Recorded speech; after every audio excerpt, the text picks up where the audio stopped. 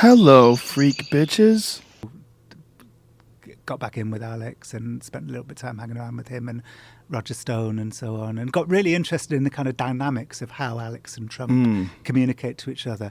But I'm wondering, you've seen Alex more recently than I have. Well, Alex has been my friend since 1998. Yeah, I was at his custody trial not long ago, and you were brought up. You were that's brought right, up because he was smoking pot on my show. He was smoking pot, exactly. Well, I'm just testing it. See, right. George Soros makes the weed stronger. That's what he said. He said that in his custody trial. Yeah, that's exactly what he said. He said he tests it once a year. Just because he's It's weird because he's it's like alarmed I'm at how always strong there it's when got. that happens. I mean, come on, man. What's really funny is we drank whiskey on the show too, and no one gives a shit about that. Right. That's way more destructive. It's the pot, That's whatever, so funny. the self-reflective, Yeah, he's paranoia-inducing marijuana. Yeah. It's a real problem. But I now wonder. So he says that Trump called him just after the election to sort of thank him, and I'm inclined to believe that's true because I don't think that's the kind of thing that Alex would lie about. But have you come to any conclusion about whether there is a connection between Alex and Trump now? Because I'm beginning to think maybe there just isn't anymore. But but I could be wrong. That's a good question. I don't know. I mean, first of all, I don't see how Trump can have a connection with that many people. I feel like the job of being the president has got to be so insanely demanding. The idea that he's taking a few moments out of his day, he's got his feet up on the chair with a laptop, and he's on Infowars.com. He's like, God damn, I got to call Alex and find out what the fuck is going on with this child slavery thing on Mars. You know? Right. Alex, where are these slaves? Tell me where. We're on Mars. I think it benefits everyone to think that Alex, because it makes Trump look bad. Yeah. So it benefits people on the left to say that Alex is connected to Trump. Yeah. It kind of benefits Alex, I think, for people to think it too, because it aggrandizes him. Well, it helps him in a way. I mean, it's like the people that there's a bunch of people that enjoy Alex, right?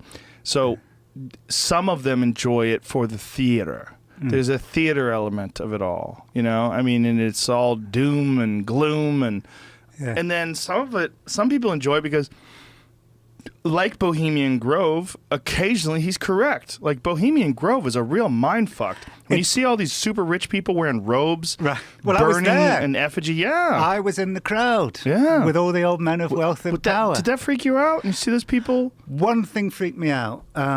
Alex came out of our Bohemian Grove night with a varying interpretation of what What was your witnessed. interpretation? My interpretation is basically, with one caveat, I'm about to caveat this. Okay.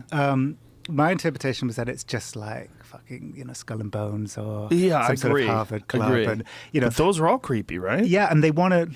There does seem to be amongst the American ruling elites. There does seem to be a proclivity for ritual. Yeah. Maybe amongst the British elites as well. I'm not sure, but that's in itself psychologically interesting. Like, I think secrets, too. right. So it's like, why? So that is interesting. Like, why? Even if the ritual at Bohemian Grove, and I would contend that, contrary to what Alex implied, they weren't actually sacrificing a child. No, he didn't say they were sacrificing a child. Oh, Did he say it at some point in time? In this video, yeah. Oh. It could It was be actually real. a child. It could be real. Could be real, ladies and gentlemen. It well, could be real. He probably was so jazzed up that they were actually dressed up like monks with the hoods, and they have the Moloch, the owl god. Right. When he was actually there, I mean, that probably ramped up his love of conspiracy. Like a good so solid much. 300 or 400%. It was hilarious because we went in separately because Alex got it into his head that maybe I was part of the Bohemian Grove. Oh, you're plot. like deep inside. Yeah, like the Wicker Man, that I was like luring him in, saying he would be the one sacrificed in the belly of the owl. Oh, no. So he went in separately to me. He went in via the undergrowth, and I went up the drive. I just went up the driveway and gave the security guard a kind of I rule the world wave. And then we went in there. That's all you had to do? Yeah. I mean, probably not now. Security guards. Yeah. The God, guy that's said, so often the case. Yeah. So It's like the White House. And then we saw Alex and Mike Hansen, who was his producer at the time, walking like towards us. And I was with this local lawyer who we talked up with, and I was like, "Hey, and, Alex, Mike, how you doing?" And they were like, keep walking. There's cameras in the trees. There's owls everywhere. And then just Owls? Yes. Because So you felt like the owls were cameras? they got it into their heads that the owls at Bohemian Grove, the owl motifs at Bohemian Grove, was indicative of the fact that it was like Moloch, the owl god. Yeah. And it was like some sort of satanic. But actually, I would say that the reason why there's all those owls, because I saw like stuffed owls in display cabinets and so on. But I think it's an owl sanctuary. So, I mean, but anyway, but I So want to. why do they stuff them then? Well, It's an owl I sanctuary. mean, I presume it died of natural causes. Well, if they you- miss it. Shitty fucking sanctuary if they kill it and then stuff it. So it's sort of like Norman Bates' mom and Psycho. Just stuff her. But what was odd that night was It's one thing. that the oddest moment, and this is where my memory of the night does tally with Alex's, is that for whatever reason, the people in the crowd were really into this ceremony. Like there was a sort of, they were really fired up by it.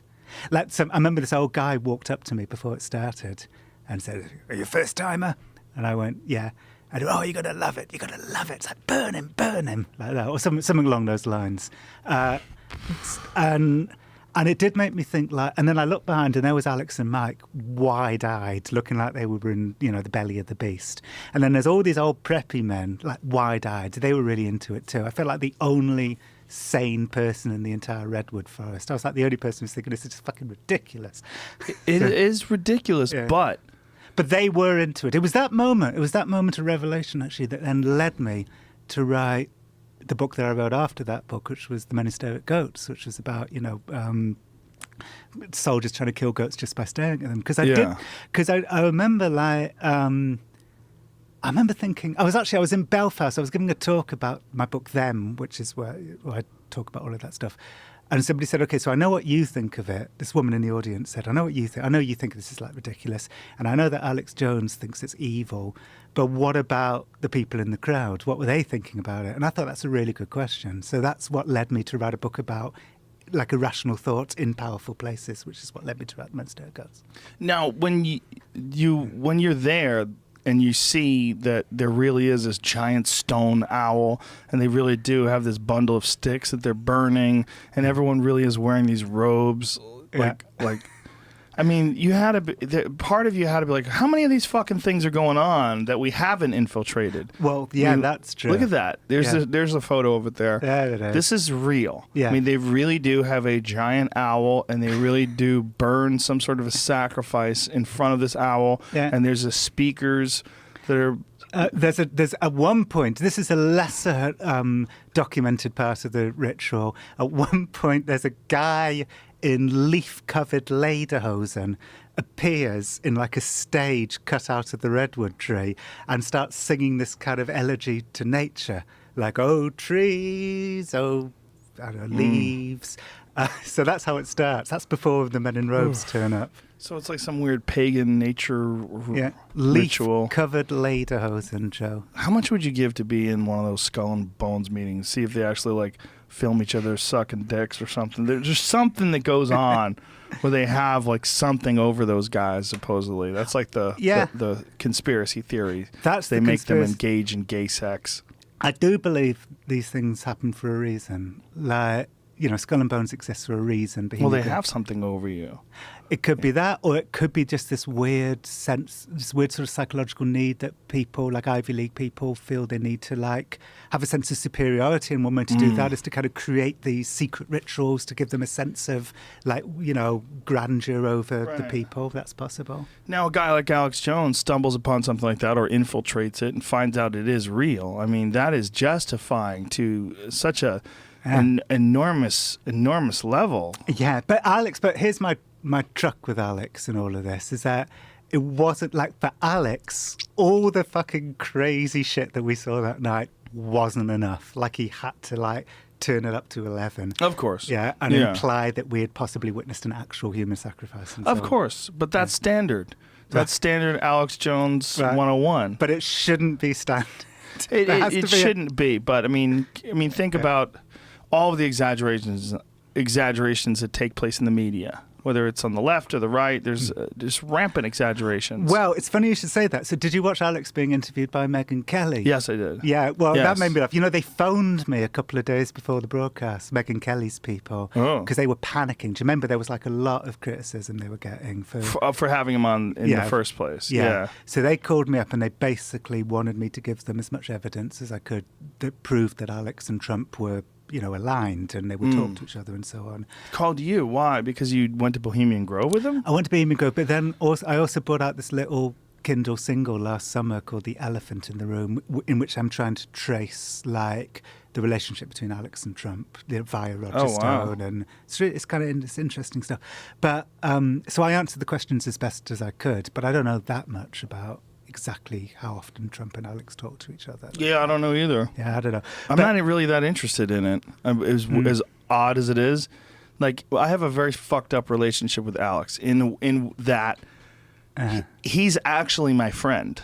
And so when I see him, it's like, what's up, man? What are you doing? I give him a hug, and people go, oh, he's a monster. How can you be friends with him? And this and that. And like, I don't know. Yeah. I just base it on my interactions with him. And does he say fucked up things? Yeah. The most disturbing thing that I didn't even know when he did the podcast, I didn't know that he was a Sandy Hook denier. Right. So apparently he's backed off that since being confronted by the facts. And there was a horrible article that I read about a father who was actually a conspiracy theorist until his son was killed in Sandy Hook.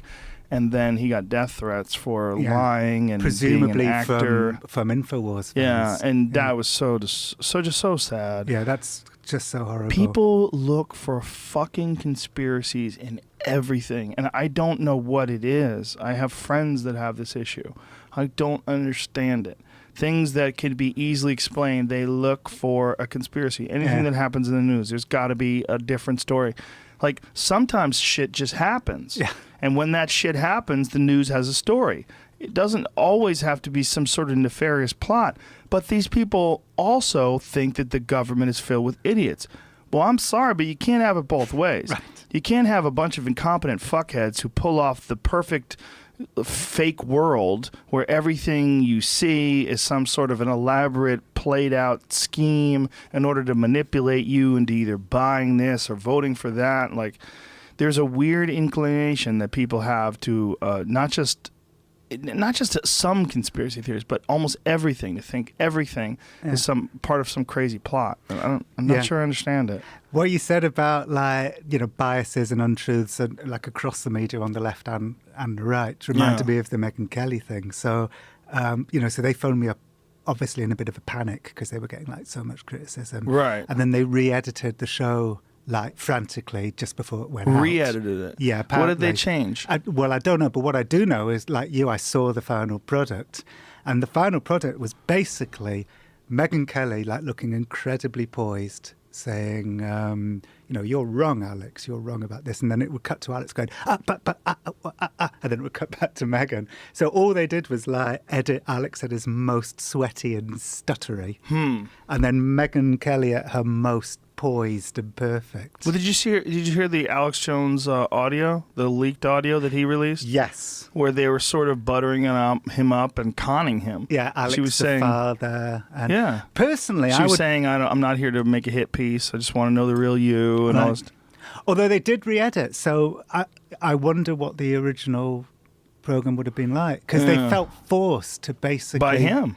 Yeah, well, they felt forced by, like, the people pushing back against them doing it. Both, and by him, to then put out this shitty, 10 minutes. I wish I was in Megyn Kelly's corner. I would have told her, first of all, don't ever go to NBC.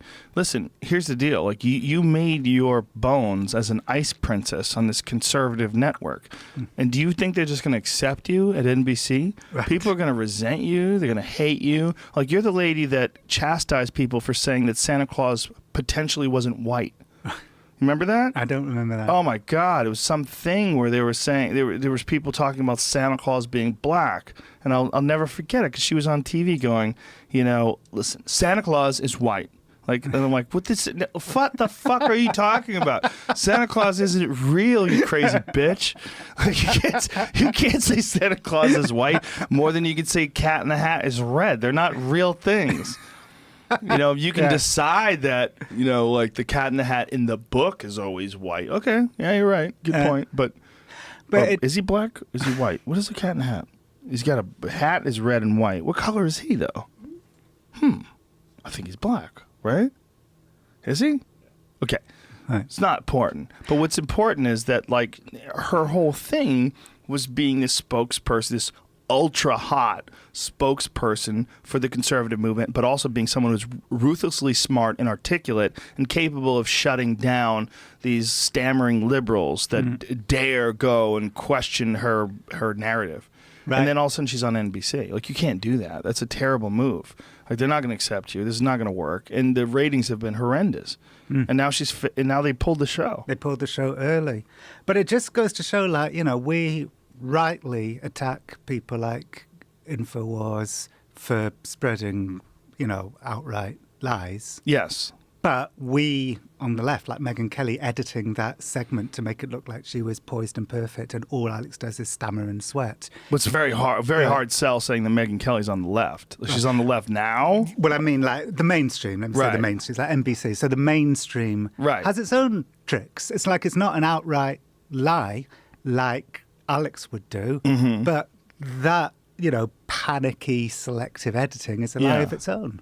Well, I would have imagined that, like, during the interview between Alex and Megyn Kelly, Alex would have said some things that were, you know, eloquent or a sentence without a stammer and a swear. I'm sure. Yeah. I'm so sure. It's a lie of its own. Well, here's also the problem. Having any sort of a conversation about any sort of difficult subject and stuffing it into 7 minutes or whatever it is ridiculous. Yeah. It's an ancient way of communicating, and now that we have the internet, and Alex has shown with his own show, you know, that he can go and rant about something and you know, for 15 minutes or whatever it is, like, and with no limitations or restrictions, like that, it's a better way to communicate. And one of the things that I wanted to do when I had Alex on the podcast is I wanted people to see the Alex that I know, because there's no other way to see him like that. I wanted to get him drunk, I wanted to get him high, and I wanted to have him talk. And my friend Eddie, who's just so into conspiracies, he kind of fucked some of it because he's just